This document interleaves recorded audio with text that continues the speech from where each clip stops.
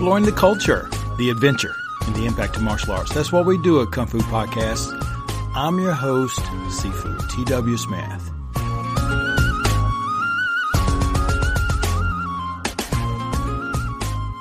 Thank you so much for joining me today. Let me be part of your martial arts journey, and we are at episode number 100. I really cannot believe it. It's been a couple of years, I guess, now. I've made some fantastic friends along the way. I want to send a shout out and congratulations out there to Mr. Ian Abernathy, fantastic practical martial artist. If you ever want to find out a lot more about practical martial arts and karate, go to kungfupodcast.com/Ian, IAIN, and it'll take you right over to his website. In this episode, we're going to be looking at the art of Taekwondo and a very thorough and interesting perspective of history, politics, betrayal, you name it, you can pretty much find it right here in this book, and it's all associated with a very thorough journalistic background that you'll get to see from Mr. Alex Gillis in his book, A Killing Art. Before I go any further, though, I wanted to let you know that today's Kung Fu Podcast is brought to you by Audible.com.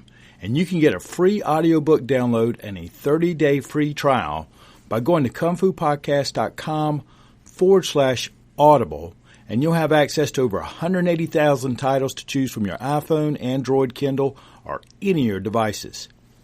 And the main reason that Audible.com is sponsoring this particular podcast is because you can find the book, A Killing Art, right there and listen to it at your convenience.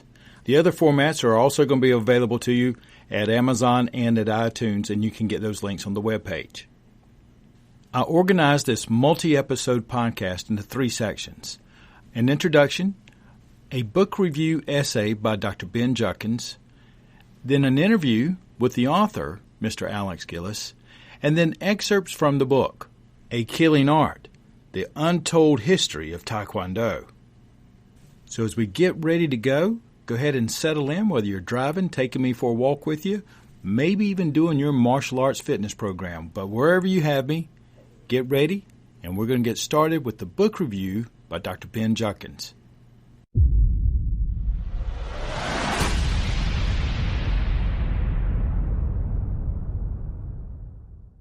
Let's start looking at the reviews for the book, A Killing Art, The Untold History of Taekwondo by Alex Gillis. Now, Ben had written a recommendation just a few months ago for this particular book, and it was titled Alex Gillis Talks About Taekwondo, Controversy and Researching the Martial Arts History. And Ben wrote, quote, "One of the first books I reviewed on this blog," and he's referring to Kung Fu Tea, "was A Killing Art, The Untold History of Taekwondo by Alex Gillis. To this day, it remains one of my favorite discoveries, and a revised and expanded edition has just been released. With a background in investigative journalism, Gillis has produced one of the most engaging and fast-paced studies of a martial art to date. Nor do you have to be a student of Taekwondo to enjoy this book." End quote. I would also like to take a moment and say thank you to Mr. Jamie Clubb. It was because of him posting this on his Twitter account that got my attention about the book, which then connected me to Mr. Gillis. We exchanged a couple of notes through Twitter, and he gave me permission to share this. But I want to say thank you again, Jamie, for sharing what you do and being consistent in that work. Let me share with you now the description at Amazon for the book, A Killing Art. And it says, obscure documents, Korean language books, and in-depth interviews with Taekwondo pioneers tell the tale of the origin of the most popular art. In 1938, Taekwondo began at the end of a poker game in a tiny village in a remote corner of what is now North Korea by Choi Hong-hai, who began the martial art, and his nemesis, Kim Eun-young, who developed the Olympic style and became one of the most powerful, controversial men in sports. The story follows Choi from the 1938 poker game, where he fought for his life, through high-class geisha houses where the art was named, and into the Vietnam War, where the martial art evolved into a killing art. The techniques cut across all realms. From the late 1960s, when Taekwondo trained Korean CIA agents kidnapped people in the United States and Europe, all the way to the 1970s, when Bruce Lee, Chuck Norris, and other Hollywood stars mastered the art's new kicks. Taekwondo is also a martial art for the 21st century, one of merciless techniques, indomitable men, and justice pumped up on steroids. This brings me to Dr. Ben Juckin's review of this book, and he titled it Alex Gillis Takes On a Killing Art, and it's dated October the 10th, 2012, and it's over at Kung Fu Tea. And if you ever need to find Ben's work or want to find it, go to kungfupodcast.com/Ben, and it'll take you right to his website. This essay by Ben starts at a time that Ben was assembling a reading list for an undergraduate course on the Asian martial arts. I'm going to share his post with you in the first person, where he begins by discussing where he would like to teach this undergraduate course on the Asian martial arts. And he says, my preference would be to teach it in a political science department and use the martial arts to explore topics like identity, nationalism, imperialism, and globalization. However, at the moment, I am actually in talks with the anthropology department, who would probably prefer more emphasis on culture, society, and Asian studies. One way or another, it is time to build my reading list. I am planning on looking at case studies in China, Japan, Korea, and the U.S. Hopefully students will find a broad comparative landscape to be helpful. Most of my experience centers around the Chinese arts. I know enough about Japan to scrape together a plausible reading list, but Korea is a problem. Why? Well, imagine standing at the front of a class at any large state university. Most of the people in your class are going to be there because they are either martial artists themselves or are interested in the entertainment subculture that they have given rise to. You want the students to be able to identify with the readings and the discussions on a personal level, because that will lead them to be more engaged. If you go around this room, which martial art do you think that most of your students will have been exposed to in the past? Taekwondo. The answer is always Taekwondo. Soccer moms with hyperactive 8-year-olds enroll their children in Taekwondo classes, not Salat seminars or Wing Chun schools. And what this means for you as a teacher is that you are likely to have a lot of undergraduates whose main exposure to the martial arts will have been a couple of years of Taekwondo training in middle school. Which leads us to the next heading that Ben titles Revealing the Hidden History of Taekwondo. And he goes on to say, A Killing Art by Alex Gillis is sure to appeal these students. Actually, the book is fantastic. It is a must-read for anyone who is interested in the modern history of the Asian martial arts. The writing is clean and it flows easily, reflecting the author's background in journalism. The book represents a well-researched study of the history of Taekwondo. It begins with the style's origins among a group of Korean youth who studied Japanese karate before World War II, and concludes with the present-day controversies surrounding the sport's continued inclusion in the Olympics. Gillis's background as an investigative reporter is very evident throughout the study. The number of interviews that he managed to conduct was truly prodigious, and many of the topics that he had to convince individuals to go on record for about corruption, kidnapping, and torture was, well, quite frankly, horrifying. I know from my own experience how hard it is to get interviews of any kind from individuals who consider themselves to be grand masters of their respective community. The research that went into this book is just superb. The history of Taekwondo is fascinating because it illustrates so many of the key themes and theoretical dilemmas that we discuss in the field of martial studies. Its creation showcases the importance of identity in a modern setting and the critical role that the martial arts have played in cementing and legitimizing identity in East Asia.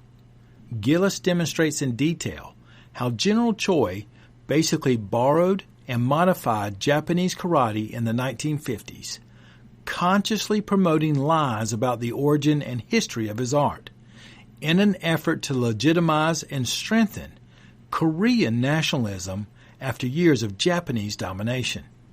The role of the state in regulating and promoting this sort of discourse is also explored. Both the South and North Korean governments sought to seize control of Taekwondo and use it to further their own political aims. In some cases, it was seen as a tool of international public diplomacy. In others, it became an ideology that could indoctrinate citizens. Finally, in the hands of the ruthless dictators, it became a powerful weapon of discipline that could be turned against the disloyal or merely marginal. The Japanese and Chinese governments have both had numerous interactions with the martial arts organizations and traditions of their own states over the years, and many of the same basic patterns can be seen there. However, in both of these cases, the government's attention was diluted across a number of traditional arts and was shorter-lived.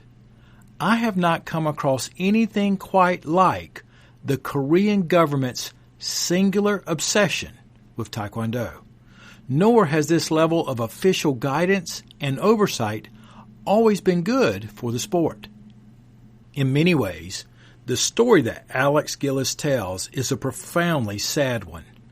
The architects of traditional Taekwondo were unable to hold on to the art that they had organized, and I hesitate to use the word created.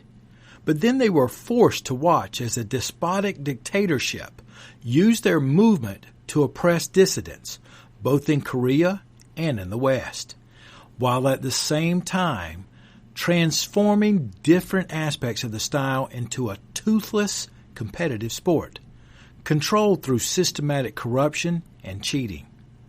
Nor does Mr. Gillis's book showcase too many individuals who could be characterized as actually living up to the lofty ideals of the art. General Choi is the closest thing that the narrative has to a protagonist. While it is clear that he loved his art and sacrificed immensely for it, it is also undeniable that he was a paranoid, corrupt, and often inept leader who entered into a possibly traitorous relationship with the North Korean government. When figures like Choi are the friends of Taekwondo, it is not clear that the art needs too many enemies. The next section of the essay is titled, A Killing Art in the Broader Context of Martial Studies. And Ben goes on to write, My first exposure to the martial arts happened in a small ITF Taekwondo school in upstate New York. I didn't stick with the style, and my interest moved on to first the Japanese, and then later the Chinese arts, where I seem to have found my home. Nevertheless, I have a very fond memory of those initial years of practice and study. As a middle school student, I never knew of or cared about the controversies that surrounded Taekwondo.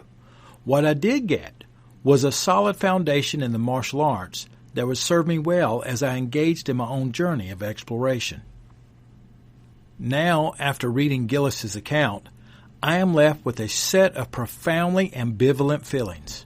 To be totally honest, I suspect that if I still practiced the Taekwondo, I would quit. At the same time, I am really awed by the many good instructors who were exposed to the sort of abuses and corruptions that Gillis outlines in his book. Yet they believe deeply enough in their art to find a way to continue to practice and pass it on. I think this is where the profound narrative power of A Killing Art comes from. The author understands as much of the history and true nature of Taekwondo as anyone alive. He is intimately familiar with the shortcomings and past failures of his chosen style, but he stands by it anyway. While Gillis set out to write a historical account, I think that his book has evolved into something more. I see it as an open letter to the Taekwondo community, and in particular its leadership, reminding them of where they actually came from and extolling them to do better, to live up to their promises of reform, to no longer betray the trust of all the students who have studied and competed in its ranks over the years. Undergraduate students will appreciate the unflinching honesty of this account and the direct nature of the writing. Parts of the book read like a spy thriller. Other sections like a corruption investigation. As a reporter, Gillis doesn't impose any sort of theoretical apparatus on this account, nor does he seek to situate his study within the larger literature on the martial arts. I think that this decision is basically a good one. It allows his book to be introduced or framed in a number of different ways, depending upon what sorts of classroom discussions you wish to have. It will also serve as a great database for research papers. I strongly recommend A Killing Art for anyone who is interested in learning more about the history of the Korean martial arts. The book is well written and extremely well researched. And even though Gillis is not writing for an academic audience, he has done the field of martial arts a great favor. We desperately need more accounts like this. Hopefully, other authors will sit up and take notice. That's the end of Ben's review of A Killing Art. That also gives us a view, and in particular Ben's view, as if he was an audience to a stage, and this is what he saw. What's coming up next is a look at it from the other direction. What did it take to make this work come to life? So during the next part, we're going to have an interview by Dr. Ben Junkins with Mr. Alex Gillis.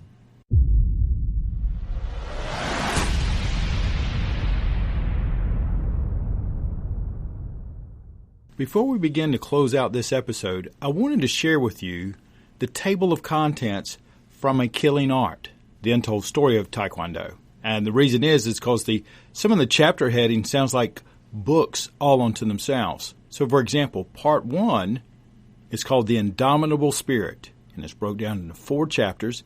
And the first chapter is called The Men of the Sacred Bone. Chapter 2, Though 10 million opponents might rise against him. Chapter 3, A Superpower on Every Border. Chapter 4, Supernom. Part 2 of the book is called Perseverance. And Chapter 5 is Taekwondo is named in a Korean geisha house. Chapter 6, One Coup, Two Presidents, and the Three Spheres of Power. And Chapter 7, The Ace Team and the Korean CIA. Now it continues, but I just wanted to share just a sample of the table of contents for the book, which is just fantastic. And don't forget that you, as a listener of Kung Fu Podcast, can have access to a free audiobook and a free 30-day trial over at Audible. All you got to do is go to kungfupodcast.com/audible, and you can select one of the many books that we've actually referenced on this show.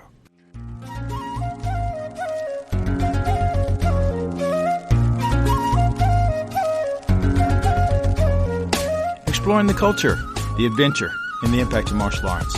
Thank you so much for joining me today in episode number 100, where we began looking at the reviews of the book A Killing Art, the untold story of Taekwondo. In the next episode, we're going to be looking at the interview with the author, and then some excerpts are going to be coming up directly from the book. I can't tell you how much I appreciate your support and you going by iTunes or just sending me an email.